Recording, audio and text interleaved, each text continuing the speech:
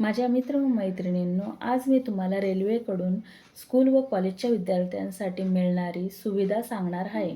ती म्हणजे स्कूल व कॉलेजला जाणारे जे विद्यार्थी लोकलने प्रवास करतात त्यांना रेल्वेकडून सीझन तिकीट म्हणजे पास मिळतो.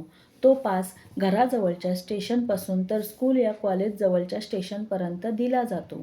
तसेच स्कूल व कॉलेजमधून याचा फॉर्म मिळतो. तो फॉर्म या प्रकारे असतो.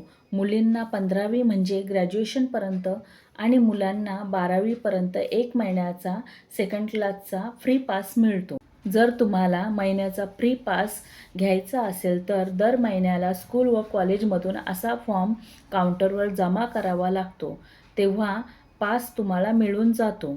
तसेच मुलांना 12वी नंतर व मुलींना ग्रॅज्युएशननंतर पुढील शिक्षण घेत असतील तर त्यांना वयाच्या 25व्या वर्षापर्यंत या पासची सुविधा मिळते.